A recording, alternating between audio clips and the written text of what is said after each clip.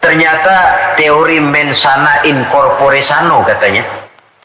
Akal yang sehat terdapat pada badan yang sehat. Tidak selamanya benar.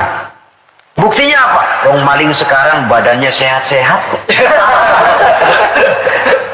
Siapa bilang kalau badan sehat lalu akal sehat? Tidak mesti. Katanya akal yang sehat terdapat pada badan yang sehat. Belum tentu juga. Bukti yang jadi maling badannya sehat-sehat, tapi hatinya kok ngeres. Ini berarti bahwa memang kebersihan itu harus berangkat dari hal yang mendasar untuk sampai kepada puncaknya membersihkan hati.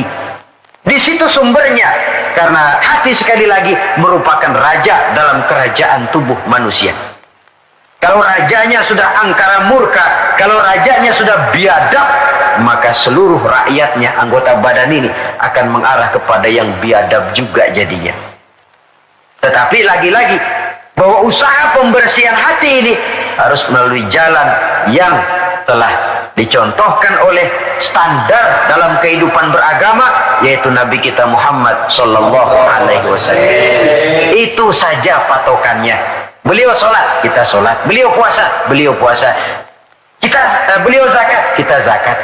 Jadi kalau orang sudah mengaku hatinya sudah bersih, tahu segala apa saja, tapi nggak sholat, wah nggak cocok sama standar. Nggak usah diikutin kan gitu toh. Jadi ada barometer. Oh ngakunya Mbak Ano, pinter Ano, tahu keadaan orang. Puasa nggak Ramadan? Kagak, nggak cocok sama standar. Nggak cocok sama standar. Itu saja. Gampang kok, kita punya barometer, ada ukuran. Kalau orang sekarang ini gampang dikelecehin sih. Apalagi dia nggak punya standar. Udah telap bener dah. Saudara hadirin yang saya hormati, standar dalam kehidupan beragama tidak lain baginda Nabi. Taruhlah kita belum bisa ikut sholat seperti sholatnya beliau. Taruhlah belum bisa sabar seperti sabarnya beliau. Taruhlah belum bisa melaksanakan tahajud seperti tahajudnya beliau. Tetapi yang belum bisa dicontoh seluruhnya kan tidak perlu ditinggal semuanya. Apalagi lalu mencela. Seperti dulu zaman anak-anak ada cerita. Serigala pengen makan buah anggur. Tinggi. Lompat, jatuh lagi. Lompat, jatuh lagi. Nggak bisa tercapai itu anggur. Akhirnya putus asa, kecewa. Kemana-mana dia pergi ngomong sama semua binatang. Anggur pahit, anggur asem. Anggur pahit, anggur asem. Padahal bukan anggur yang pahit, dia aja yang kagak bisa ngambil. Akan selalu ada di masyarakat tuh manusia yang mentalnya begitu. Dia pengen begitu, nggak bisa sama yang bisa dia sirikin. Akan selalu ada di masyarakat manusia yang punya mental begitu. Dia pengen begitu, kagak bisa, udah setengah mati, nggak bisa juga. Sama orang yang bisa, wah siriknya bukan main, hasutnya bukan main. Sama serigala tadi, pengen makan buah anggur udah metik nggak bisa, pidato kemana-mana anggur lah pahit. Emang kemampuannya aja yang nggak sampai ke sana pakai anggur pahit, anggur asem. Orang menghina sesuatu bukan karena sesuatu yang dihina itu jelek, tapi karena dia nggak bisa berbuat begitu. Lalu yang lebih celaka lagi mempengaruhi orang supaya berpendapat begitu kayak serigala tadi. Udah dia kesel sama orang, orang lain dia undang supaya kesel juga sama tuh orang. Enggak bener ini marahan pakai ngebon.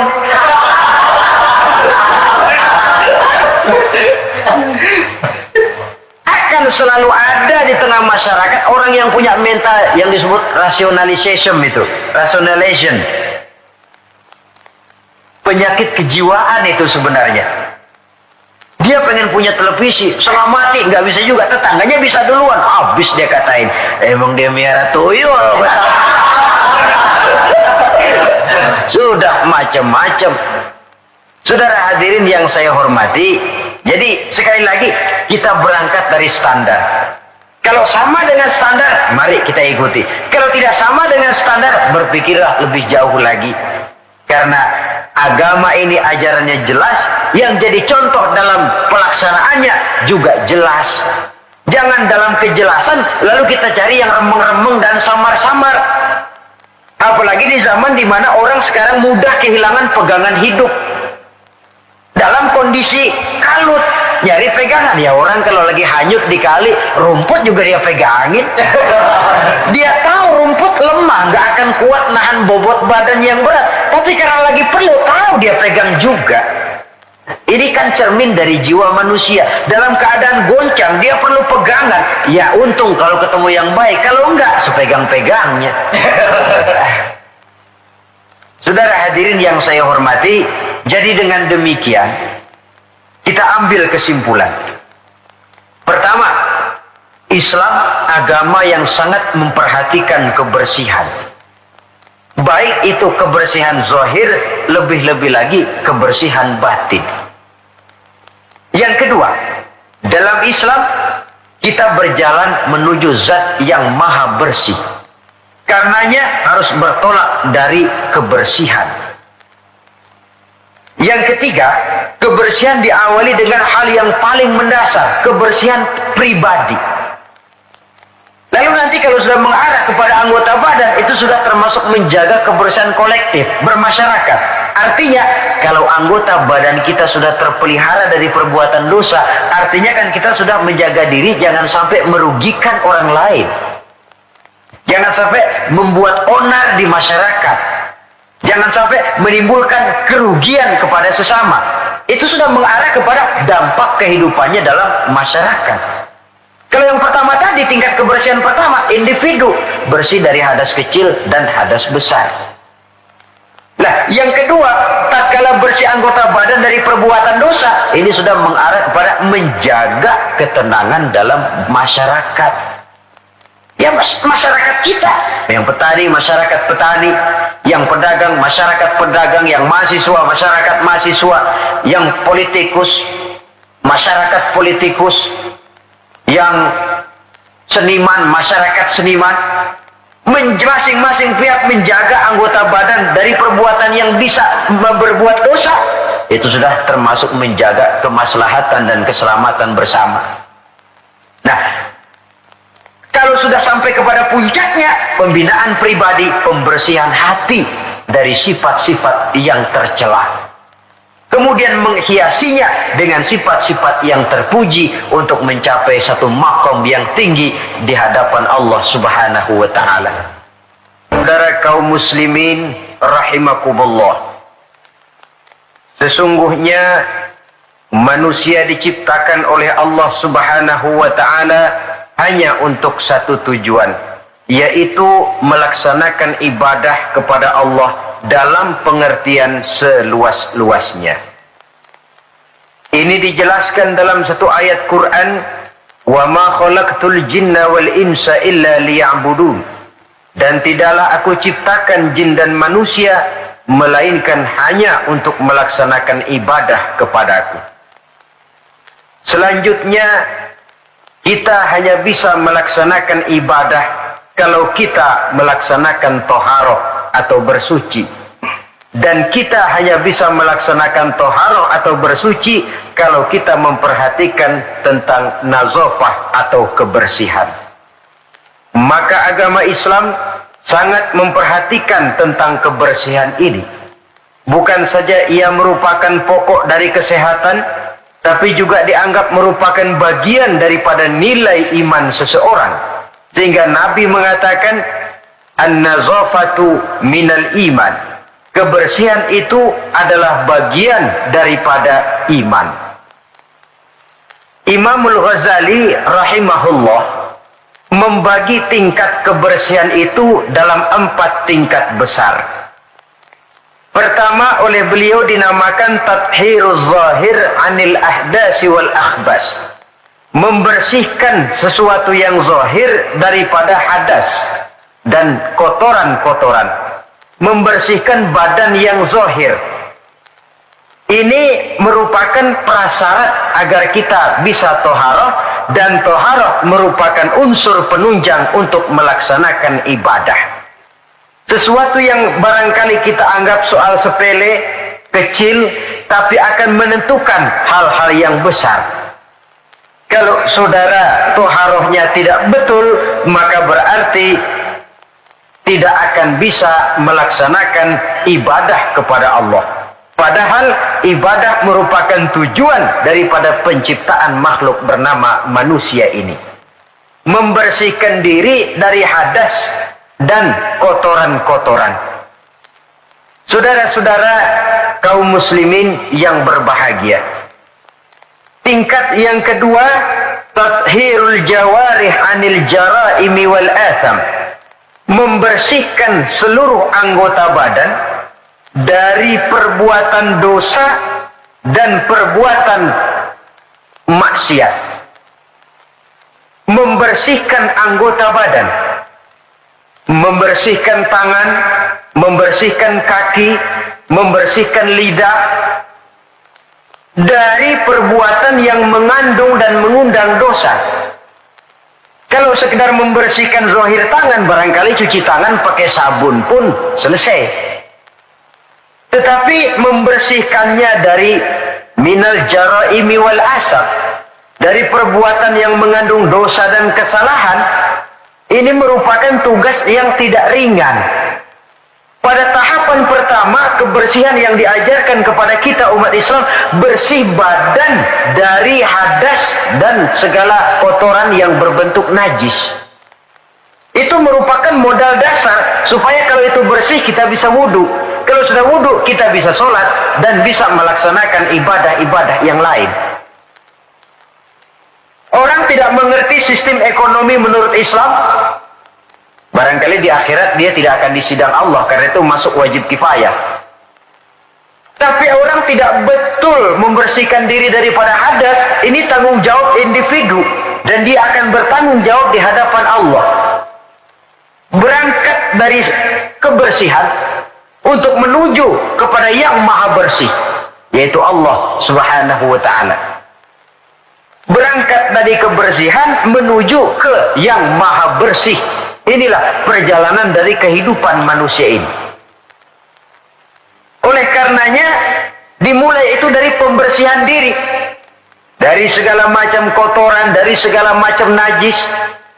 Dan tidak usah, terutama adik-adik remaja, para pemuda, tidak usah malu mengkaji masalah-masalah agama, memulainya dari hal-hal yang mendasar, kalau memang itu terpakai dalam kehidupan kita. Biasanya kalau diajak ngaji fikih bab apa? Hadas besar, hadas kecil lah, itu mah dari dulu. Dari dulu. Ya memang agama itu dari dulu begitu. Bahwa mau diskusi soal Allah, alam dan manusia, silahkan. Bahwa mau berfilsafat tentang sistem ekonomi dan kebudayaan menurut Islam, oke.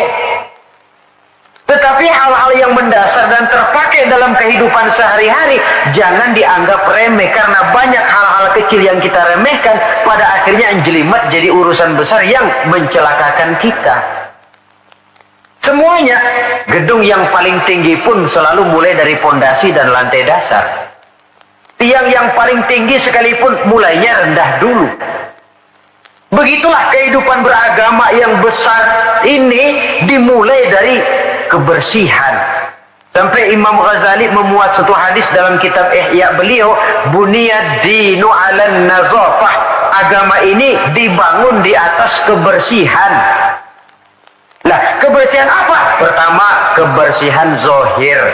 Jadi badan kita ini bersih dari ketempelan najis, dari ketempelan hadas yang bisa menghalangi kita bersuci. Dan tanpa kesucian itu akan menghalangi kita untuk melaksanakan ibadah kepada Allah. Nah, kalau itu sudah bersih, naik kepada kebersihan yang kedua sekarang. Lebih bersifat filosofis, tathhirul jawarih. Kalau badan sudah bersih dari kotoran-kotoran yang kelihatan, sekarang bersihkan anggota badan dari kotoran yang nggak kelihatan. Apa itu? Dosa, kesalahan. Dosa itu kan bakal jadi daki. Tahu daki? Yang kalau sudah berkarat dalam hati akan menjadi dinding yang membentengi dan membatasi kita dengan Allah. Apakah Allah jauh dari manusia? Tidak. Apakah Allah membatasi hubungan dengan manusia? Tidak. Yang membatasi manusia sendiri berupa lapisan-lapisan dosa yang dia kerjakan. Makin banyak dosanya, makin tebal dinding antara dia dengan Tuhannya. Dalam kondisi begitu, doa udah jauh banget dikabulin. Jadi kalau sudah berangkat dari kebersihan badan, melangkah yang kedua, anggota badan bersihkan dari kotoran yang nggak kelihatan. Apa itu? Anil jaraim, dari perbuatan dosa. Tangan bersihkan. Makanya tidak cuma sekedar lewat itu, lewat wudhu saja kita sudah diajarkan tuh. Ketika membasuh dua tangan di awal wudhu, Allahumma inni as'alukal yumna wal barakah wa a'udzubika minasyu'mi wal halakah. Ya Allah, saya mohon kepadamu keberkahan di dua tangan ini ya Allah. Supaya tangan ini dibawa dagang untung, dibawa bertani panen, dibawa ngobyek gol. Tangan yang membawa berkah. Wa a'udzubika minasyu'mi wal halakah. Saya berlindung kepadamu ya Allah, jangan sampai tangan ini membawa bencana dan kesialan dan kerusakan. Tangan panas namanya. Dewana nempodan mati, pakai ngobek bantet, pakai nempeleng orang mati, tangan sial. Itu saja sudah mengarah kepada kebersihan dari kotoran-kotoran yang tidak kelihatan. Saudara-saudara dewasa ini, manusia disibukkan oleh masalah pencemaran lingkungan hidup. Sehingga nampaknya benar-benar sudah gawat. Dunia ini satu wujud yang kecil ketimbang planet-planet lainnya, planet bumi kita ini. Dan kita bersyukur bahwa oleh Allah kita ditempatkan di bumi yang memberikan kita apa yang kita perlukan. Coba kalau kita tinggal di bulan atau di Mars, unsur penunjang hidup kan tidak ada di sana. Jangankan untuk mengembangbiakkan keturunan, untuk melangsungkan kehidupan saja sudah sulit. Bumi yang kita tinggali ini, planet dunia ini, pada dasarnya memenuhi apa yang dibutuhkan oleh manusia. Air untuk minum, tumbuh-tumbuhan untuk bernaung, untuk dimakan, hewan dan sebagainya. Tapi setelah masuknya era industri dan pemakaian alat-alat modern, mulai terjadi penyalahgunaan berbagai sumber daya alam, lalu terjadilah apa yang disebut pencemaran alam. Orang mulai cemas, orang mulai bingung, orang mulai panik bahkan di sebagian tempat. Ini apa ini? Berangkat dari tingkat kesucian yang kedua. Suci anggota badannya dari perbuatan dosa. Saudara hadirin yang saya hormati, hilangnya keseimbangan alam akan merugikan manusia. Dahulu ketika kita menghadapi musim banjir, orang bilang kepada saya, banjir Pak. Saya bilang iya. Tapi saya pikir-pikir bukan salah orang kok, salah air. Bukan salah air, saya bilang, salah orang.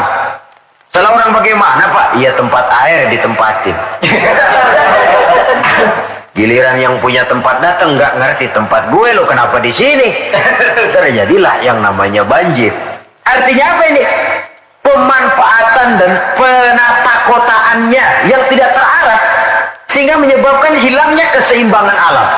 Bumi tercemar, udara tercemar, air tercemar, tumbuh-tumbuhan tercemar, kemudian hewan ikut kena yang namanya pencemaran.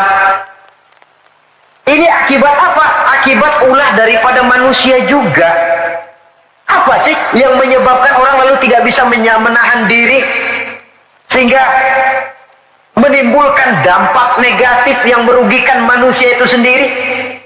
Saya lihat pertama sifat rakus, tamak bin serakah. Sifat tamak dan rakus ini kan sering mendorong orang untuk menghalalkan segala macam cara. Dia rela menari di atas mayat orang lain. Dia mau senyum di atas tangisan orang lain. Dia mencari bahagia di atas penderitaan orang lain. Mengikuti sikap tamaknya akhirnya rakus, menghalalkan segala macam cara. Tidak terikat lagi oleh yang namanya nilai, norma, dan kaedah-kaedah yang harus dihormati. Perlu menipu, ya nipu. Perlu meras, ya memeras. Perlu membohongi orang, ya membohongi orang. Sikap tamak cenderung mendorong orang untuk menguras sumber daya alam, sehingga alam lalu kehilangan keseimbangannya. Ketika terjadi musibah, sasaran utama tentu manusia sendiri. Karena tamak orang nggak sanggup lagi